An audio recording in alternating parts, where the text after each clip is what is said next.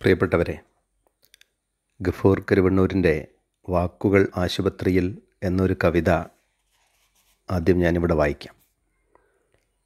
തടിയൻ കവിതാമൂപ്പന് നെഞ്ചുവേദനയുണ്ടായി. പദക്ലിനിക്കിലെ doctor മെലിയാൻ മരുന്നിനെഴുതി. പിരിയാൻ നേരത്ത് കവിതയെ വിളിച്ച് സ്വകാര്യം പറഞ്ഞു. പറഞ്ഞതു തന്നെ പറഞ്ഞും എണ്ണയുള്ളത് തിന്നും കൊഴുപ്പ് കൂടിയിട്ടുണ്ട്. ബൈപ്പാസ് ചെയ്തില്ലെങ്കിൽ ആയുസ് കുറയും. കവിത തളർന്നു വീണു. ഉറുക്കഴിഞ്ഞതുപോലെ കരുത്ത് ചോർന്നുപോയി. നെറ്റിയിൽ തുണി നനച്ചിട്ട നാടോടി പദമാണ് ആദ്യം കണ്ടത്. വസന്തതിലകവും ഉൽപ്രേക്ഷയും ഇറങ്ങിപ്പോകുന്നത്. 2 നാടൻ ബിംബങ്ങൾ കഴുത്തിൽ കൈയിട്ട് മറക്കിരിക്കാൻ കൊണ്ടുപോയി. നേരം പുലർന്നപ്പോൾ ബുക്ക് സ്റ്റാളിന് മുന്നിൽ ഒരു മെലിഞ്ഞ രൂപം. വാക്കുകൾ ആശുപത്രിയിൽ എന്ന കവിതയാണിത്. വാസ്തവത്തിൽ മലയാള കവിതയിൽ 1990കളോടെ സംഭവിച്ച വലിയ ഒരു മാറ്റത്തെ അതിമനോഹരമായി അവതരിപ്പിക്കുകയാണ് ഈ കവിതയിലൂടെ ഗഫൂർ കരുവണ്ണൂർ ചെയ്തത്. കവിതയെക്കുറിച്ച് അതുവരെ നമുക്കുണ്ടായിരുന്ന ചില സങ്കല്പങ്ങൾ, സൗന്ദര്യാത്മകമായ ആവിഷ്കാരമാണ് കവിത എന്നും ഈണവും താളവും വൃത്തവും ഒപ്പിച്ച് ചൊല്ലിയാലേ കവിതയാകൂ എന്നും അത്യന്തം കാൽപ്പനികമായ ആവിഷ്കാരമാണ് കവിത എന്നുമൊക്കെയുള്ള നിരവധി സങ്കല്പങ്ങൾ നമുക്കുണ്ടായിരുന്നു. മുരുകൻ കാട്ടാക്കടയും വി മധുസൂദനൻ നായരും ONV കുറുപ്പുമൊക്കെ വലിയ കവികളായി വാഴ്ത്തപ്പെടുന്ന ഒരു കാലത്തിലേക്കാണ് അദ്ദേഹം ഇവിടെ സൂചിപ്പിച്ചതുപോലെ 2 നാടൻ ബിംബങ്ങൾ കഴുത്തിൽ കൈയിട്ട് മറക്കിരിക്കാൻ കൊണ്ടുപോയ കവിത വരുന്നത്. നെറ്റിയിൽ തുണി നനച്ചിട്ട നാടോടിപ്പദം കണ്ടതെന്താണ് എന്ന് കവിത പറയുന്നുണ്ട്. വസന്തതിലകവും ഉൽപ്രേക്ഷയും ഇറങ്ങിപ്പോകുന്നതാണ് കണ്ടത്. പറഞ്ഞത് തന്നെ പറഞ്ഞു എണ്ണയുള്ളത് തിന്നും കൊഴുപ്പ് കൂടിയിട്ടുണ്ട്.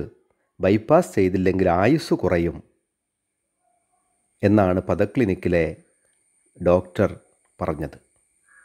അങ്ങനെയാണ് കവിത, മലയാളത്തിലെ കവിത മെലിഞ്ഞുപോയത്. അനാവശ്യമായ പദസംഘാതങ്ങൾ മെല്ലെ മെല്ലെ മലയാള കവിതയിൽ നിന്ന് അപ്രത്യക്ഷമായി. താളവും വൃത്തവും അലങ്കാരങ്ങളും കവിതയ്ക്ക് അനിവാര്യമല്ല എന്ന് വന്നു. പദങ്ങളെ സംബന്ധിച്ച നമ്മുടെ ചില ധാരണകൾ, ആലങ്കാരിക ധാരണകൾ ഒക്കെ മെല്ലെ മെല്ലെ അപ്രത്യക്ഷമായി. അങ്ങനെ മലയാള കവിതകൾ വലിയൊരു മാറ്റത്തിന് വിധേയമാവുകയായിരുന്നു. അത്തരത്തിലുള്ള മാറ്റത്തെ പ്രതിനിധാനം ചെയ്യുന്ന കവിതകളാണ് ഗഫൂർ കരുവണ്ണൂരിൻ്റേത്. വളരെ മിതമായ വാക്കുകൾ കൊണ്ടാണ് ഗഫൂർ വളരെ വലിയ, വളരെ വിശാലമായ അർത്ഥങ്ങളുള്ള പല പ്രമേയങ്ങളെയും അവതരിപ്പിക്കുന്നത് എന്ന് കാണാൻ സാധിക്കും. പ്രാദേശികവും ഗാർഹികവും ആയ അനുഭവങ്ങൾ, ഒരുപക്ഷെ നമുക്ക് നിസ്സാരമെന്ന് പോലും തോന്നിയേക്കാവുന്ന വളരെ ചെറിയ അനുഭവങ്ങളെയാണ് പലപ്പോഴും ഈ കവി അവതരിപ്പിക്കുന്നത്. നിത്യജീവിതത്തിൻ്റെ അവഗണിക്കപ്പെട്ടതും ഓരം ചേർക്കപ്പെട്ടതുമായ മുഹൂർത്തങ്ങളെയാണ് കവി അമൂല്യമായ രത്നങ്ങളെന്നതുപോലെ തൻ്റെ കവിതയിലേക്ക് പെറുക്കി പെറുക്കി വയ്ക്കുന്നത്. പുരകെട്ട് എന്ന ഈ കവിത തന്നെ നിങ്ങൾ ശ്രദ്ധിച്ചു നോക്കൂ. പുരകെട്ടിയ രാത്രിയിൽ വല്ലത്തിലേറി കത്താൻ പോയ ദ്രവിച്ച ഓർമ്മകളുടെ പുക വരും എന്നൊരു പ്രയോഗമുണ്ട് ഈ കവിതയിൽ. ഒരുപക്ഷെ നമുക്കൊക്കെ പരിചിതമായ, നമ്മളിൽ പലർക്കും പരിചിതമായ ഒരനുഭവമാണത്. പുരകെട്ട് കഴിഞ്ഞ അന്ന് രാത്രിയിൽ താഴെ ഇറക്കി വെച്ച കരിഞ്ഞ ഓലകളൊക്കെ വല്ലത്തിലേറ്റി നമ്മൾ ദൂരെ കൊണ്ടുപോയി കത്തിക്കും. അതിനെയാണ് കവി മറ്റൊരു രീതിയിൽ ആവിഷ്കരിക്കുന്നത്. പുരകെട്ടിയ രാത്രിയിൽ വല്ലത്തിലേറി കത്താൻ പോയ ദ്രവിച്ച ഓർമ്മകളുടെ പുക എന്ന്. അങ്ങനെ നമുക്ക് പരിചിതമായ ഒരു കാവ്യാത്മകമായ ഒരു പ്രതീകത്തിലൂടെ നമ്മുടെ ഓർമ്മകളുമായി ബന്ധിപ്പിക്കുന്നത് എന്ന കാര്യം ശ്രദ്ധേയമാണ്. വാക്കുകളുടെ മാന്ത്രികതയാണ് നമുക്കിവിടെ അനുഭവപ്പെടുന്നത്. ഒരു വടക്കൻ പണമ്പയറ്റ് എന്ന കവിതയും ഇതേപോലെ തന്നെയാണ്. നമുക്കൊക്കെ പരിചിതമായ, പ്രത്യേകിച്ച് നമ്മുടെ പ്രദേശങ്ങളിലൊക്കെ വളരെ സുപരിചിതമായ ഒന്നായിരുന്നു പണമ്പയറ്റ്. ആ പടമ്പയറ്റ് എങ്ങനെയാണ് പ്രാദേശികമായ ജീവിതത്തിൻ്റെ ഈടുറപ്പുള്ള മനുഷ്യബന്ധങ്ങളുടെ ഒരു പ്രതീകമായി മാറുന്നത് എന്ന് അദ്ദേഹം തൻ്റെ വാക്കുകളിലൂടെ സൂചിപ്പിക്കുന്നുണ്ട്. ഇനി V the people of India എന്ന കവിത നോക്കുകയാണെങ്കിൽ തീർച്ചയായിട്ടും മനുഷ്യർ എന്ന നിലയ്ക്ക്, ഒരു ഭൂമിയിൽ ജനിച്ച സഹോദരർ എന്ന നിലയ്ക്ക് നമ്മളൊക്കെ പങ്കിടുന്ന വലിയ സ്നേഹബന്ധത്തിൻ്റെയും സാഹോദര്യത്തിൻ്റെയും ഒക്കെ ഒരു വലിയ തലമുണ്ട്. ജാതിയും മതവുമൊന്നും പകുത്തെടുക്കാൻ അനുവദിക്കാത്ത രീതിയിൽ നമ്മളൊക്കെ ഇത്രയും കാലം സൂക്ഷിച്ചിരുന്ന വലിയ സ്നേഹബന്ധത്തിൻ്റെ ഒരു പശിമ നമ്മളെയൊക്കെ ചേർത്ത് നിർത്തിയിരുന്നു. പക്ഷേ ചില നിയമങ്ങൾ മനുഷ്യരെ എങ്ങനെയാണ് വിഭജിക്കുന്നത് എന്നതിൻ്റെ കടുത്ത ആശങ്കയ്ക്കും ഒരു കവിസഹജമായ ആശങ്കയും വേദനയുമൊക്കെയാണ് ഈ കവിതയിലൂടെ ഗഫൂർ കരുവണ്ണൂർ മുന്നോട്ട് വയ്ക്കുന്നത്. വ്യക്തികളുടെ ഓർമ്മകളിൽ നിന്ന്, ഗ്രാമീണമായ ചില ചിത്രങ്ങളിൽ നിന്ന്, സൗഹൃദത്തിൻ്റേതായ അടുപ്പത്തിൽ നിന്ന്, ദേശീയതയുടെ പുതിയ രീതിയിൽ അടിച്ചേൽപ്പിക്കപ്പെടുന്ന ഒരു സങ്കല്പം എങ്ങനെയാണ് നമ്മുടെയൊക്കെ ബന്ധങ്ങളെ ഇല്ലാതാക്കുന്നത് എന്നതിനെപ്പറ്റിയാണ് ഗഫൂർ ഈ കവിതയിലൂടെ നമ്മോട് പറയാൻ ശ്രമിക്കുന്നത്. ഇങ്ങനെ പുതിയ കാലത്തെ കവികളിൽ വാക്കുകളെ വളരെ സൂക്ഷ്മമായി അതിൻ്റെ എല്ലാ രാഷ്ട്രീയ മാനങ്ങളോടെയും ഉപയോഗിക്കുന്ന വളരെ അഗാധമായ അർത്ഥങ്ങളിലേക്ക് നമ്മളെ സഞ്ചരിപ്പിക്കാൻ, നമ്മളെ നയിക്കാൻ പ്രേരിപ്പിക്കുന്ന തരത്തിൽ വാക്കുകളെ ഉപയോഗിച്ചുകൊണ്ട് കവിത എഴുതുന്ന ഒരാളാണ് ഗഫൂർ കരുവണ്ണൂർ. അദ്ദേഹത്തിൻ്റെ ആദ്യ കവിതാ സമാഹാരത്തിന് മലയാളത്തിലെ പ്രസിദ്ധനായ കവി KG ശങ്കരപ്പിള്ളയാണ് അവതാരിക എഴുതിയത്. വെളിച്ചത്തെക്കുറിച്ച് 4 വാക്യങ്ങൾ എന്ന സമാഹാരത്തിൽ KG ശങ്കരപ്പിള്ളയുടെ ഒരു താവഴിയിൽപ്പെട്ട കവി എന്ന് വേണമെങ്കിൽ ഗഫൂർ കരുവണ്ണൂരിനെ വിളിക്കാം. കാരണം ഒരു വാക്കുപോലും അനാവശ്യമായി ഉപയോഗിക്കാതെ, എങ്ങനെയാണ് ഒരു കൃത്യമായ താക്കോൽ ഉണ്ടെങ്കിൽ മാത്രമേ നമുക്കൊരു പൂട്ട് തുറക്കാൻ സാധിക്കൂ എന്ന് പറയുന്നത് പോലെ വാക്കുകളുടെ വളരെ കൃത്യമായ താക്കോൽ ഉപയോഗിച്ചുകൊണ്ട് അർത്ഥത്തിൻ്റെ പൂട്ടുകൾ തുറക്കാൻ ശ്രമിക്കുന്ന കവിയാണ് ഗഫൂർ കരുവണ്ണൂർ. അദ്ദേഹത്തിൻ്റെ ഈ കാവ്യാവതരണത്തെ ഹൃദയത്തോട് ചേർത്ത് അഭിവാദ്യം ചെയ്യുന്നു. പ്രിയപ്പെട്ടവരെ, ആദ്യമായി ഇത്തരമൊരു മനോഹരമായ പരിപാടി സംഘടിപ്പിച്ച ഗ്രാമശ്രീയുടെ എല്ലാ അംഗങ്ങൾക്കും, ഒപ്പം ഈ ഒരു പരിപാടിയിൽ എളിയ പങ്കാളിത്തം എനിക്ക് നൽകുകയും ചെയ്ത എല്ലാവരോടും ഞാൻ ആദ്യമായി എൻ്റെ ഹൃദയാഭിവാദ്യം അർപ്പിക്കുന്നു. പ്രിയപ്പെട്ട കവി ഗഫൂർ കരുവണ്ണൂരിൻ്റെ 5 കവിതകളാണ് അദ്ദേഹം ഇവിടെ അവതരിപ്പിച്ചത്. കവിതകളെല്ലാം കേട്ടപ്പോൾ സത്യത്തിൽ പറഞ്ഞാൽ കുറേ വിഭവങ്ങളുള്ള ഒരു നല്ല സദ്യയുണ്ട പോലെയാണ് എനിക്ക് തോന്നിയത്. ഒരു നാട്ടിൻപുറത്തുകാരനായതുകൊണ്ടായിരിക്കാം ഗ്രാമപ്രദേശത്തെ ജീവിതങ്ങളെ വളരെ അടുത്തറിയുന്ന ഒരാളെന്നോളം, നിത്യേനയെന്നോളം അവ കാണുകയും അനുഭവിക്കുകയും ചെയ്യുന്ന കുറേ കാര്യങ്ങളാണ് അദ്ദേഹം ഏതൊരു സാധാരണക്കാരനും മനസ്സിലാകുന്ന തരത്തിൽ ലളിതമായ ഭാഷയിൽ അവതരിപ്പിച്ചത്. തൻ്റെ കൊച്ചു കവിതകളിലൂടെ സമകാലികമായ കുറേ വിഷയങ്ങളെയും സമൂഹം ഇന്ന് അനുഭവിക്കുന്ന ഭീതിജനകമായ ചില അവസ്ഥകളെയും അദ്ദേഹം വരച്ചു കാട്ടുന്നുണ്ട്.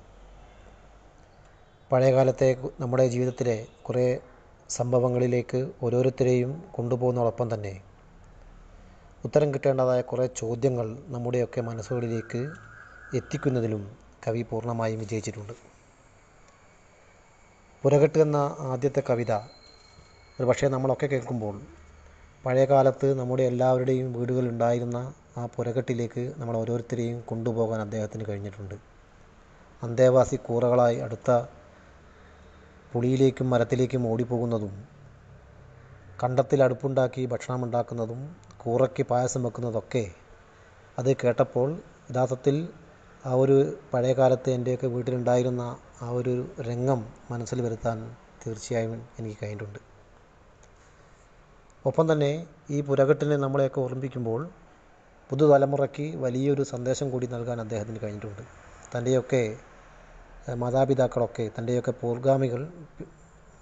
പൂർവ ജനിച്ച ആളുകൾ, മുൻഗാമികൾ ഇത്തരം അവസ്ഥകളിലൂടെ അല്ലെങ്കിൽ ഇങ്ങനെയൊക്കെ പുരകെട്ടിയുമൊക്കെയാണ് തങ്ങളെയൊക്കെ ഈ ഒരു അവസ്ഥയിലേക്ക് എത്തിച്ചത് എന്ന കാര്യം നമ്മുടെ പുതുതലമുറയെ ഓർമ്മിപ്പിക്കുവാൻ കൂടി കവിക്ക് ഈ കവിതയിലൂടെ കഴിഞ്ഞിട്ടുണ്ട്.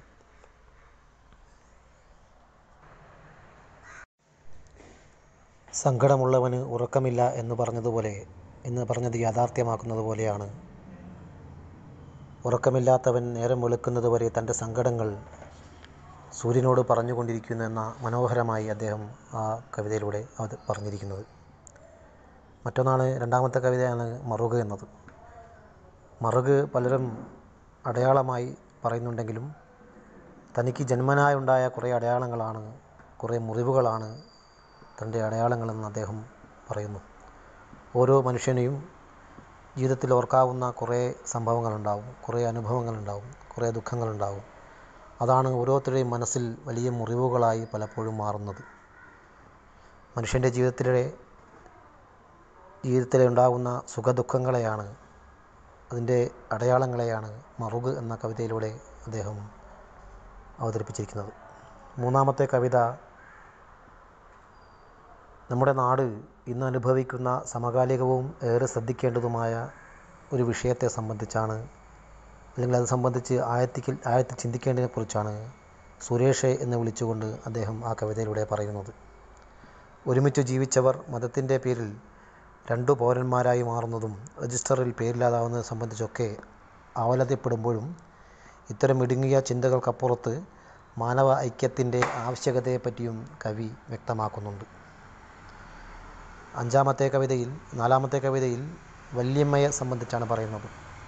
ഒരു വല്യമ്മ മുറുക്കിത്തുപ്പിയാൽ മുറ്റത്തുണ്ടാകുന്ന കുറേ ചിത്രങ്ങൾ, ആ ചിത്രങ്ങളെ സംബന്ധിച്ച് നമ്മോട് പറയുമ്പോൾ തന്നെ ആധുനിക കാലഘട്ടത്തിൽ മുതിർന്നവരെ ആർക്കും വേണ്ടാതെ മൂലയ്ക്ക് തള്ളുന്ന മീസാങ്കല്ല് പോലെയാക്കുന്ന ഈ കാലഘട്ടത്തിൽ വലിയ ഉമ്മമാർ ഉണ്ടാക്കുന്ന ഓരോ വാക്കിലും വൈവിധ്യമാർന്ന അറിവുകൾ നമുക്ക് പകർന്ന് തരുന്നതിനെ സംബന്ധിച്ചാണ് ആ മുറുക്കിത്തുപ്പിലൂടെ ഉണ്ടാകുന്ന ചിത്രങ്ങളെ സംബന്ധിച്ച് അദ്ദേഹം പറയുന്നത്. അവസാനത്തെ കവിതയിൽ പണംപയറ്റിനെ സംബന്ധിച്ചാണ്. പണംപയറ്റ് എന്നത് ഒരു പക്ഷേ ഗ്രാമത്തിൽ ഒരു കാലത്ത് ഇന്ന് അന്യം പോയെങ്കിലും ഒരു കാലത്ത് വളരെ നല്ല രീതിയിൽ കൊണ്ടുപോയ ഒന്നായിരുന്നു. ആ പണംപയറ്റിലൂടെ ഉണ്ടാകുന്ന മാറ്റങ്ങളും, അല്ലെങ്കിൽ ആ വ്യക്തിക്കുണ്ടാകുന്ന സാമ്പത്തിക നേട്ടത്തെ സംബന്ധിച്ചും അദ്ദേഹത്തിൻ്റെ ജീവിതത്തിലുണ്ടാകുന്ന മാറ്റത്തെ സംബന്ധിച്ചും കൃത്യമായി അല്ലെങ്കിൽ രസകരമായി അവതരിപ്പിക്കുമ്പോഴും തന്നെ പയറ്റ് അല്ലെങ്കിൽ വടക്കൻ വീരഗാഥകളിൽ പറയുന്ന യുദ്ധമുറയെ സംബന്ധിച്ചും അദ്ദേഹം ആ കവിതയിലൂടെ സൂചിപ്പിക്കുന്നുണ്ട്. ഏതായാലും ഈ 5 കവിതകൾ കേട്ടപ്പോൾ ഞാൻ നേരത്തെ പറഞ്ഞതുപോലെ തന്നെ ഒരുപാട് വലിയ ഒരു നൊസ്റ്റാൾജിയ മനസ്സിൽ പഴയ കാലത്തേക്ക് എന്നെയൊക്കെ കൂട്ടിക്കൊണ്ടുപോകാൻ ഈ ഒരു 5 കവിതകളിലൂടെ കഴിഞ്ഞിട്ടുണ്ട്. ഏതായാലും മനോഹരമായ ഈ കവിതകൾ അവതരിപ്പിച്ച പ്രിയപ്പെട്ട കവി ഗഫൂർ കരുവണ്ണൂരിന് ഒരിക്കൽ കൂടി എൻ്റെ ഹൃദ്യമായ നന്ദിയും അഭിവാദ്യവും അർപ്പിക്കുന്നു. ഈ ഒരു പരിപാടി എനിക്ക് അവസരം തന്ന ഗ്രാമസ്ത്രീക്ക് ഒരിക്കൽ കൂടി എൻ്റെ നന്ദി അറിയിച്ച് അവസാനിപ്പിക്കുന്നു. സ്നേഹപൂർവ്വം, മുഹമ്മദ് പുതുശ്ശേരി. നമസ്കാരം. ഗ്രാമശ്രീ ഗ്രന്ഥാലയം ഉള്ളിയേരി സൗത്ത് സംഘടിപ്പിക്കുന്ന മൊഴിയാഴം ദശദിന സർഗമേളയുടെ 7ാം ദിനം ശ്രീ ഗഫൂർ കരുവണ്ണൂരിൻ്റെ ഏതാനും കവിതകളാണ് നാം പരിചയപ്പെട്ടത്. ഇദ്ദേഹത്തിൻ്റെ കവിതകൾ ഗ്രാമീണം നിറഞ്ഞു നിൽക്കുന്ന പ്രകൃതി സുന്ദരമായ, സത്യസന്ധമായ, ജീവിതാംശമുള്ള പഴമയുടെ സൗന്ദര്യത്തിൻ്റെ കവിതകളാണ്. ഇവിടെ പുരകെട്ട്, മറുക്, we the people of India, മുറുക്കൽ, ഒരു വടക്കൻ പണപ്പയറ്റ് തുടങ്ങിയ കവിതകളെല്ലാം നാം ശ്രവിച്ചു. ഇദ്ദേഹത്തിൻ്റെ ഇസ്തിരിപ്പെട്ടി, ഒറ്റ യൂണിഫോം, ചങ്ങാതി ഞാൻ തെരുളുണ്ട്, കാന്തം തുടങ്ങിയ കവിതകളും ഞാൻ ഈ അടുത്ത് കേട്ടു. ഈ കവിതകളുടെ ഒക്കെ തലക്കെട്ട് ശ്രദ്ധിച്ചാൽ നമുക്ക് മനസ്സിലാവുന്നത് പഴയകാലത്തിൻ്റെ, നഷ്ടപ്പെടുന്ന സാധനങ്ങളുടെ, സന്തോഷങ്ങളുടെ, നാട്ടിൻപുറത്തെ സാധാരണക്കാരുടെ ജീവിത രീതികൾ, ബാല്യകാല സ്മരണകൾ, ഗ്രാമീണത, നിസ്സഹായത തുടങ്ങിയ എല്ലാ തരത്തിലുള്ള ബിംബങ്ങളും ഇതിൽ നമുക്ക് കാണാൻ സാധിക്കുന്നു. കവിത ഒരു അമൂർത്ത ചിത്രമാണ്. പഴങ്കഥയുടെ നിത്യജീവിതത്തെ വരമൊഴിയാക്കുന്നു. നിർവികാരത എന്ന ഭാവത്തെ മനുഷ്യചരിത്രമാക്കി ഇത് മാറ്റുന്നു. കവിത കൗമാരത്തിൻ്റെ കലാകൗതുകം സൃഷ്ടിക്കുന്നു. അതിമനോഹരമായ കൽപ്പനകളാണ് കവിതകളെങ്കിലും ഒരേ സമയം അത് വിഷാദകുലമാവുന്നുമുണ്ട്. അദ്ദേഹത്തിൻ്റെ കവിതകളിലൊന്നായ ഇസ്തിരിപ്പെട്ടി അഥവാ നാനോ കവിത, ഹൈക്കു കവിത എന്നൊക്കെ പറയുന്നൊരു ചെറിയൊരു കവിതയുണ്ട്. വേവലാതികൾ മായ്ച്ചു കളയാൻ ഉള്ളിൽ തീയുള്ളവന് മാത്രമേ കഴിയൂ. വേവലാതികൾ മായ്ച്ചു കളയാൻ ഉള്ളിൽ തീയുള്ളവന് മാത്രമേ കഴിയൂ. എത്ര മനോഹരമായിട്ടാണ് ഇസ്തിരിപ്പെട്ടി എന്ന ബിംബത്തിലൂടെ അദ്ദേഹം ഇത് വരച്ചു കാട്ടിയത്. ഒരു കവിത നാം ഒരു പ്രാവശ്യം വായിക്കുമ്പോൾ നമുക്കൊരാശയം ലഭിക്കും. അത് പലതവണ വായിക്കുമ്പോൾ നാം ചിന്തിക്കാൻ തുടങ്ങുമ്പോൾ പ്രത്യക്ഷ വായനയ്ക്കപ്പുറം ആ കവിത മുന്നോട്ട് പോകുന്നു. പല കവിതകളിലും കവികൾ പലതും ഒളിപ്പിച്ചു വയ്ക്കുന്നു. അത് ഒറ്റ വായനയിൽ നമുക്ക് കണ്ടെത്താൻ കഴിയില്ല. പുരകെട്ട് എന്ന കവിതയിൽ പണ്ടുകാലത്തെ സംസ്കാരത്തെ സൂചിപ്പിക്കുന്നു. ഓലപ്പുരകൾ കൊല്ലാകൊല്ലം പുതുക്കിയിരുന്ന ഒരു സമ്പ്രദായം. പുര പൊളിച്ച് അടുത്ത ദിവസം ഉത്സവത്തോടെ ആളും ബഹളവുമായി പുരകെട്ടുന്നു. കൊല്ലത്തിൽ ഒരു ദിവസം ആകാശം കണ്ട് 1000 സ്വപ്നങ്ങൾ കണ്ടു കിടക്കുന്നു. ആകാശം എന്ന അനന്തമായ ബിംബകൽപ്പനയെ കവി ഇവിടെ സൂചിപ്പിക്കുന്നു. ജീവിതത്തിൽ ഊന്നിയിട്ടുള്ള ഒരു കവിതയാണത്. പഴയ സംസ്കാരത്തെ പുതിയ കാലത്തേക്ക് പകർന്നു നൽകാൻ പുതുതലമുറയ്ക്ക് കേട്ടുകേൾവി പോലുമില്ലാത്ത ഒരു സംസ്കാരങ്ങൾ ഉണ്ടായിരുന്നു എന്ന് തിരിച്ചറിയാൻ ഈ കവിതയിലൂടെ സാധിക്കുന്നു. മറുക് എന്ന കവിതയിലെ ആദ്യ വരികൾ തന്നെ നോക്കാം. ജന്മനാ ഉള്ള മറുകിനേക്കാൾ ഞാൻ ഉണ്ടാക്കിയ മുറിവുകളാണ് എൻ്റെ അടയാളങ്ങൾ. മറുക് എന്ന ബിംബത്തിലൂടെ കവി തൻ്റെ വിഷമങ്ങളെയും മുറിവുകളെയും വളരെ വ്യത്യസ്തമായിട്ട് വളരെ മനോഹരമായിട്ട് വരച്ചു കാണിക്കുന്നു. മുറുക്കൽ എന്ന കവിതയിൽ വല്യമ്മ തൻ്റെ ജീവിതത്തെ ആവിഷ്കരിക്കുന്നത് മുറുക്കിത്തുപ്പലിലൂടെയാണ്. ഇതിലൂടെയാണ് അവർ ആത്മാവിൻ്റെ ഭാഷ പറയുന്നത്. പി രാമചന്ദ്രൻ്റെ എന്ന കവിതയിൽ ഇവിടെയുണ്ട് ഞാനെന്നറിയിക്കുവാൻ മധുരമാമൊരു തൂവൽ മാത്രം മതി. ഇവിടെയുണ്ടായിരുന്നു ഞാനെന്നതിൽ ഒരു ഒരു ഒരു തൂവൽ താഴെ ഇട്ടാൽ മതി. ഇനിയുമുണ്ടാകുമെന്നതിന് സാക്ഷ്യമായി അടയിരുന്നതിൽ ചൂട് മാത്രം മതി എന്ന് പറയുന്നത് പോലെ താഴേക്കിടയിലുള്ള ജീവിതം പറയുന്ന ഒരു കവിത. അത് പറയാൻ ധാരാളം സിദ്ധാന്തങ്ങളുടെയോ ഏച്ചുകൂട്ടലുകളുടെയോ ആവശ്യമില്ല. തുറന്ന ജീവിതം പറയുന്ന രസകരമായിട്ടുള്ള ഒരു കവിതയാണത്. ഒരു വടക്കൻ പണപ്പയറ്റ് എന്ന കവിതയിൽ നമ്മുടെ നാട്ടിൻപുറങ്ങളിൽ നിന്നും അന്യം നിന്നു പോയൊരു സംസ്കാരത്തെയാണ് സൂചിപ്പിക്കുന്നത്. കൊടുക്കാനില്ലാത്ത ആളുകൾ വാങ്ങേണ്ടി വരുന്ന അല്ലെങ്കിൽ ആഗോളവൽക്കരണത്തിൻ്റെതായിട്ടുള്ള ലോകക്രമത്തിന് മറുവാക്ക് എന്ന നിലയിലാണ് പ്രാദേശികമായിട്ടുള്ള പണം പയറ്റ് എന്ന ആശയത്തിലൂടെ മുന്നോട്ട് വെക്കുന്നത്. അത്ര ശരിയല്ലാത്ത ലോകത്തിനു മുന്നിലേക്ക് തനി പ്രാദേശികമായിട്ടുള്ള സ്നേഹത്തിലും നന്മയിലുമൊക്കെ അധിഷ്ഠിതമായിട്ടുള്ള ആശയം മുന്നോട്ട് വയ്ക്കുന്നു. ചക്ക വെളിഞ്ഞിലുപോലെ ഒട്ടി നിൽക്കുന്നു എന്ന ബിംബകൽപ്പന വളരെ സാധാരണമായ സത്യസന്ധമായ എഴുത്തിൻ്റെ സൗന്ദര്യം ഇവിടെ വരച്ചു കാട്ടുന്നു. പൗരത്വ ഭേദഗതി ബിൽ എന്ന വെറുപ്പ് പ്രസരിപ്പിക്കുന്ന ഒരാശയത്തെ കവി V the people of India എന്ന കവിതയിലൂടെ ആവിഷ്കരിക്കുന്നു. സ്നേഹത്തിൻ്റെ ഭാഷയിലൂടെയാണ് ഇവിടെ ഇത് ആവിഷ്കരിക്കുന്നത്. പൗരത്വ ബിൽ ഞാനും നീയും എന്ന് പറഞ്ഞ് വർഗീയത ഉണ്ടാക്കുന്നതാണെങ്കിൽ കവി ഇവിടെ നമ്മൾ എന്ന കൂട്ടായ്മയുടെ ഭാഷയിലേക്ക് അതിമനോഹരമായ കവിതയിലൂടെ അതിന് മറുപടി നൽകുന്നു. പൗരത്വ ബിൽ രാജ്യത്തിനകത്തു തന്നെ അതിർത്തികൾ കെട്ടുന്നു. ഈ ആശയം അതിരുകളില്ലാതെ പട്ടം പോലെ പറക്കാൻ സാധിച്ചിരുന്നെങ്കിൽ എന്ന വരിയിലും കുറുക്കന്മാവിലെ കെട്ടിയ ഊഞ്ഞാൽ നമ്മളിനി എത്ര രാജ്യങ്ങളിലേക്ക് നീട്ടിയിടേണ്ടി വരും എന്നീ ചോദ്യങ്ങളിലൂടെ നമുക്ക് മുൻപിലേക്ക് ഇട്ടു തരികയാണ്. അതിർത്തികളില്ലാതെ നമ്മൾ ഇനിയും സഞ്ചരിക്കേണ്ടി വരുമല്ലോ എന്ന പ്രയോഗത്തിൻ്റെ സൗന്ദര്യം ഒറ്റ പുതപ്പിൽ ഒട്ടിക്കിടന്ന നമ്മളെങ്ങനെ വ്യത്യസ്ത പൗരന്മാരാവും എന്നും നമ്മളെങ്ങനെ 2 രാജ്യക്കാരാവും എന്നും ചോദിക്കുന്നതിലും സൗന്ദര്യം കാണാൻ നമുക്ക് സാധിക്കും. വിദ്വേഷത്തിൻ്റെ ഭാഷയിലുള്ള ഒരാശയത്തോട് സ്നേഹത്തിൻ്റെ ഭാഷയിൽ മറുപടി പറയുകയാണ് കവി ഇവിടെ ചെയ്യുന്നത്. ഈ സ്നേഹമുണ്ടാവുന്നത് അദ്ദേഹത്തിൻ്റെ ഓർമ്മകളിൽ നിന്നും ഗൃഹാതുരയിൽ വേരുറച്ചു പോയിട്ടുള്ള സ്നേഹത്തിൽ നിന്നുമാണ്.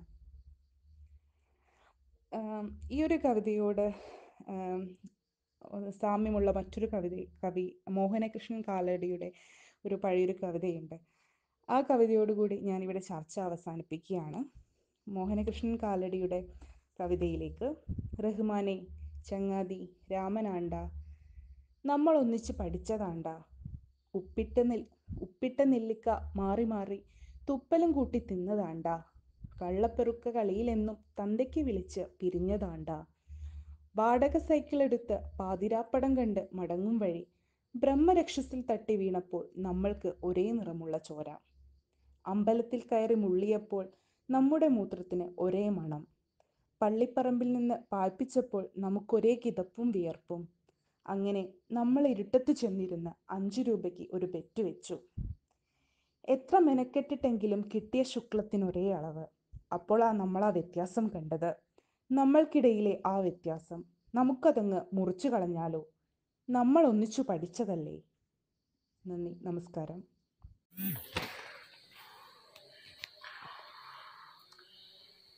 ഗ്രാമശ്രീ ഗ്രന്ഥാലയം ഉള്ളേരി സൗത്ത് നടത്തിവരുന്ന ദശദിന സർഗമേളയുടെ മൊഴിയാഴം 8ാം ദിവസമായ ഇന്ന് കവിത അവതരിപ്പിച്ച ആദരണീയനായ ഗഫൂർ കരുവണ്ണൂർ, മറ്റ് ഗ്രന്ഥശാല പ്രവർത്തകരെ,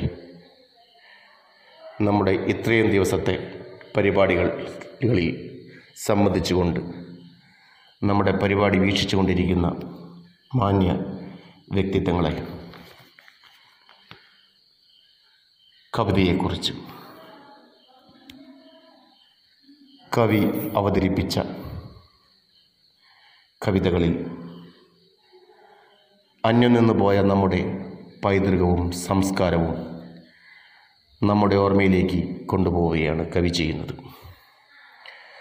സാംസ്കാരിക തനിമ നിലനിർത്തുന്ന രീതിയിൽ ഗ്രാമീണ ശൈലിയിൽ വായനക്കാരുടെ മനസ്സിലേക്ക് ഒരു കൂട്ടായ്മയുടെ സ്വരം നമുക്ക് വായിച്ചെടുക്കാം. അതിൽ പ്രധാനമായും പുരകെട്ടായാലും ഒരു വടക്കൻ പണം പയറ്റായാലും അതിലൊക്കെ നാം വായിച്ചെടുക്കുന്നത് കൂട്ടായ്മ ഇന്ന് അന്യം നിന്നുകൊണ്ടിരിക്കുകയാണ്. നമ്മുടെ നാടുകളിൽ ഒരു കാലത്ത് ഞാൻ ഉൾപ്പെടെയുള്ള ആൾക്കാരുടെയൊക്കെ വീട്ടിൽ നമ്മൾ ശ്രദ്ധിച്ച കാര്യങ്ങളായിരിക്കാം പുരകെട്ടുന്നതും അവിടെ കൂടുന്ന കൂട്ടായ്മകളും. ആ കൂട്ടായ്മകൾ കൂടി ഒരു പൈതൃകവും ഒരു സംസ്കാരവും നാം ആർജിച്ചിരുന്നു. പക്ഷേ ഇന്ന് അണുകുടുംബങ്ങളിലേക്ക് നമ്മൾ ഒതുങ്ങിപ്പോയി. അന്യൻ്റെ വേദന നമ്മൾ അറിയുന്നില്ല. അന്യൻ്റെ സ്വരം സംഗീതം പോലെ ശ്രവിക്കുന്ന ഒരു കാലം നമുക്ക് അന്യമായിക്കൊണ്ടിരിക്കുന്നു. അത് കവി നമുക്ക് കാട്ടിത്തരുകയാണ്. ആ ഒരു കൂട്ടായ്മയിലേക്ക് നമുക്ക് തിരിച്ചു പോകണം എന്ന് കവി മനസ്സുകൊണ്ടെങ്കിലും ആഗ്രഹിച്ചു പോയിട്ടുണ്ടായിരിക്കാം. അതുപോലെ തന്നെ മറുകു എന്ന കവിതയിലൂടെ തൻ്റെ വ്യക്തിത്വത്തിൻ്റെ അടയാളം രേഖപ്പെടുത്തുന്ന ഒരു കവിതയാണ് മറുക്.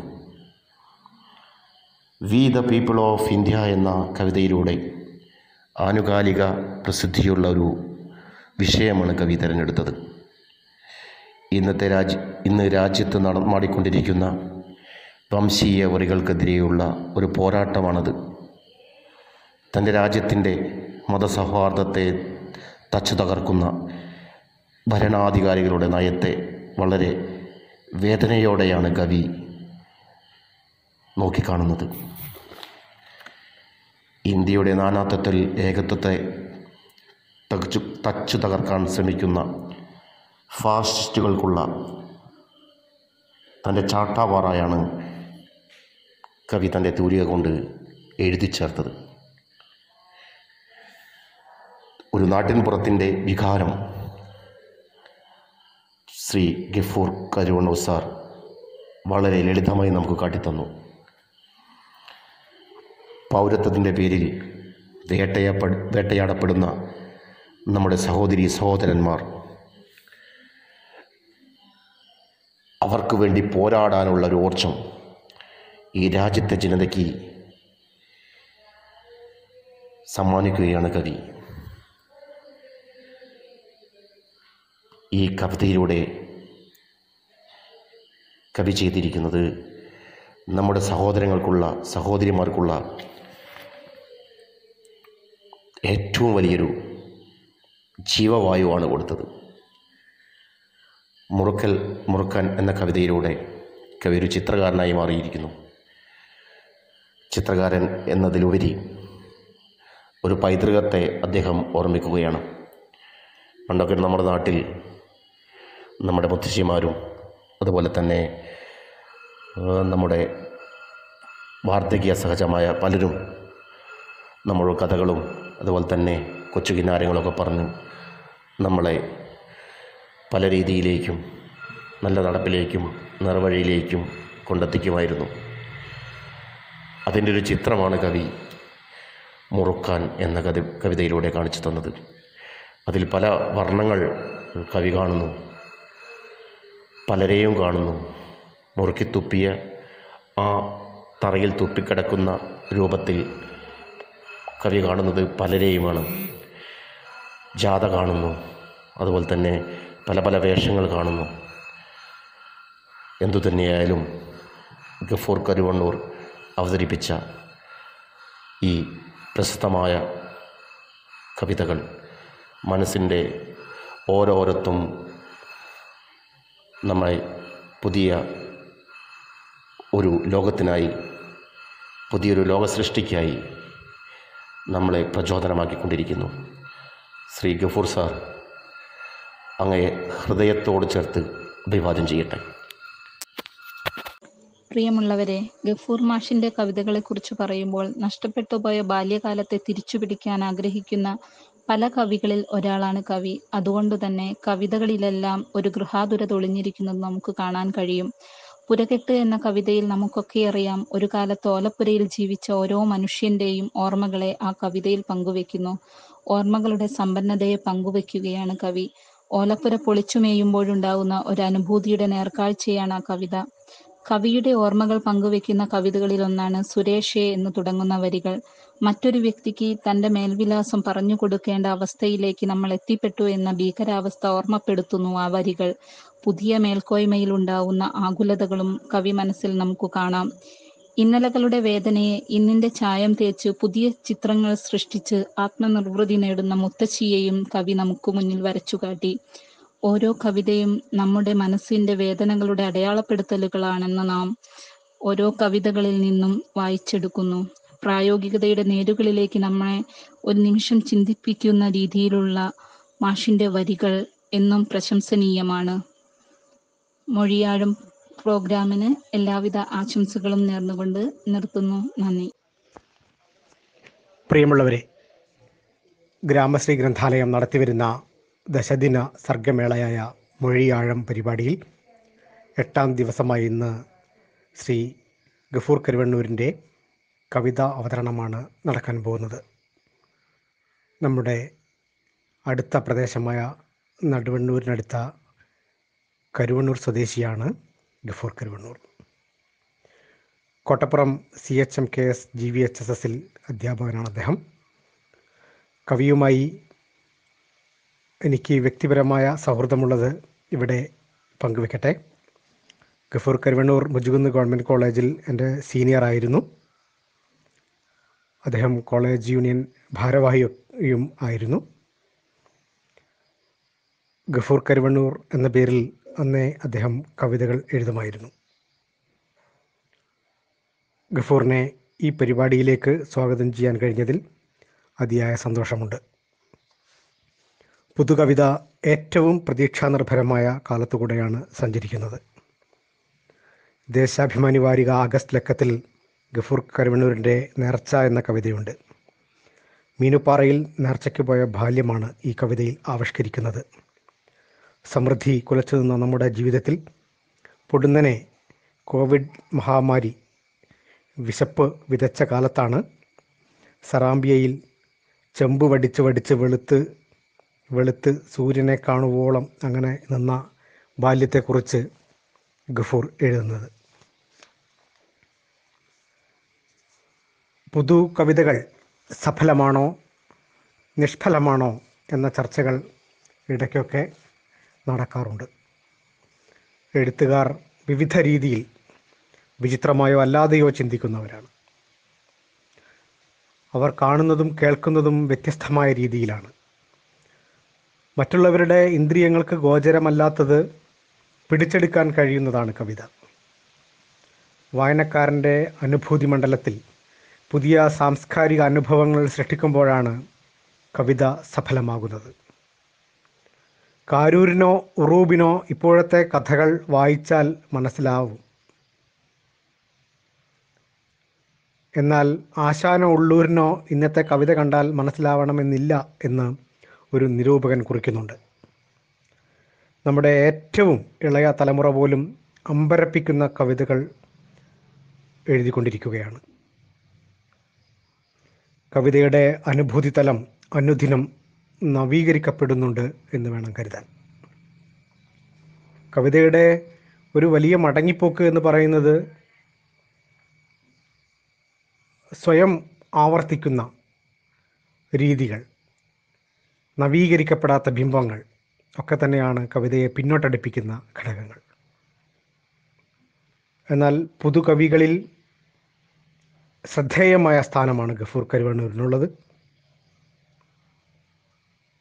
അദ്ദേഹത്തെ ഗ്രാമശ്രീ ഗ്രന്ഥാലയത്തിനും ഉള്ളിയേരി സൗത്തിലെ പൗരാവലിക്കും വേണ്ടി ഒരിക്കൽ കൂടി സ്വാഗതം ചെയ്യുന്നു.